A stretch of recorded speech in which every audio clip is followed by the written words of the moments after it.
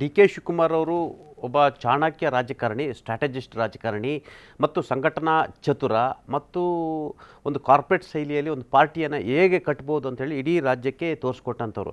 ನಿಮಗೆ ಪ್ರದೇಶ ಕಾಂಗ್ರೆಸ್ ಸಮಿತಿಗೆ 16 ಜನರು ಅಧ್ಯಕ್ಷರು ಬಂದಿದ್ದಾರೆ, ಹೋಗಿದ್ದಾರೆ. ಆದರೆ ಒಬ್ಬರು ಜನಾರ್ದನ ಪೂಜಾರಿ ಅಂತವರು 24/7 ಈಗೂ ಕೆಲಸ ಮಾಡ್ಬೋದು, ಆನೆಸ್ಟಾಗಿ ಮಾಡ್ಬೋದು, ಹಣ ಇಲ್ದಲ್ಲೂ ಕೂಡ ಪಾರ್ಟಿಯನ್ನು ನಡೆಸ್ಬೋದು ಮತ್ತು ಇಲ್ಲಿ ನಿಷ್ಠೆ ಮತ್ತು ಬದ್ಧತೆ ಒಂದು ಪಕ್ಷವನ್ನು ಮುನ್ನಡೆಸಲಿಕ್ಕೆ ಸಾಧ್ಯ ಇದೆ ಅಂತ ತೋರಿಸ್ಕೊಟ್ಟಂಥವ್ರು ಜನಾರ್ದನ ಪೂಜಾರಿ ಅವರು. ನೀವು ಅವತ್ತು ಎಸ್ ಎಂ ಕೃಷ್ಣ ಸರ್ಕಾರದ ಸಂದರ್ಭದಲ್ಲೂ ಕೂಡ ಎಲ್ಲ ಒಂದು ಕಡೆ ಒಬ್ಬ ರಾಜ್ಯದ ಮುಖ್ಯಮಂತ್ರಿ ಎಸ್ ಎಂ ಕೃಷ್ಣ ಅಂತವರು ಜನಾರ್ದನ್ ಪೂಜಾರಿ ಅವರಿಗೆ ಭಯಗ್ರಸ್ತಾಗ್ತಿದ್ರು. ಒಂದು ವೇಳೆ ಜನಾರ್ದನ್ ಪೂಜಾರಿ ಒಂದು ಮುಖ್ಯಮಂತ್ರಿಗಳು ಪಾರ್ಟಿ ಆಫೀಸ್ಗೆ ಬರಬೇಕಂದ್ರೆ ಅವ್ರು ಬರಬೇಕಾಗಿತ್ತು. ಒಬ್ಬ ಮಂತ್ರಿ ಅವ್ರು ಹೇಳಿದ ಸಮಯಕ್ಕೆ ಬರಲಿಲ್ಲ ಅಂತೇಳಿ ಅವ್ರು ಕಾಯಿಸೋರು. ಅಂದರೆ ಒಂದು ಪಕ್ಷ ಶಿಸ್ತು, ಸಂಯಮ, ಬದ್ಧತೆ, ಒಂದು ಪಕ್ಷವನ್ನು ಈ ರೀತಿ ನಡೆಸ್ಬೋದು ಅಂತ ಮೊದಲೇದಾಗಿ KPCC ಅಧ್ಯಕ್ಷರಾಗಿ ತೋರಿಸ್ಕೊಟ್ಟಂಥವ್ರು ಜನಾರ್ದನ್ ಪೂಜಾರಿ.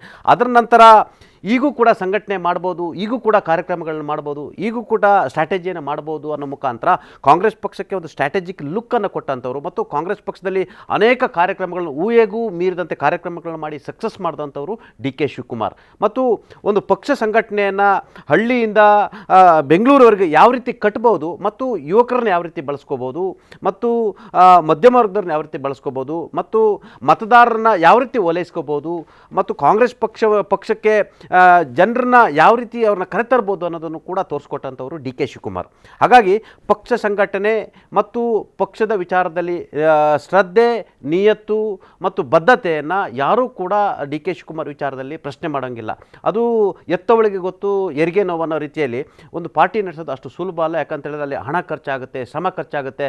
ನೀವು ಡಿ ಕೆ ಶಿವಕುಮಾರ್ ಯಾವ ರೀತಿ ಅಂತ ಹೇಳಿದರೆ ಅವರು ಮಲಗಲ್ಲ, ಸಂಘಟನೆಯಲ್ಲಿ ಇರ್ತಕ್ಕಂಥವ್ರನ್ನ ಮಲಗೋಕೆ ಬಿಡಲ್ಲ. ಅಷ್ಟು ಒಂದು ಆ್ಯಕ್ಟಿವ್ ಆಗಿರ್ತಾರೆ. ರಾತ್ರಿ 1 ಗಂಟೆಗೆ 2 ಗಂಟೆಗೆ ಮಲಗ್ತಾರೆ, ಮತ್ತೆ 5 ಗಂಟೆಗೆ ಎದ್ದೇಳ್ತಾರೆ, ರಾತ್ರಿ ಫೋನ್ ಹಾಕ್ತಾರೆ, ಇಲ್ಲೆಲ್ಲೋ ಮೀಟಿಂಗ್ಗಳನ್ನ ಫಿಕ್ಸ್ ಮಾಡ್ತಾರೆ, ಬೆಳಗ್ಗೆ 5 ಗಂಟೆಗೆ ಮನೆ ಬಿಟ್ಟರೆ ರಾತ್ರಿ 1 ಗಂಟೆಗೆ ಬರ್ತಾರೆ.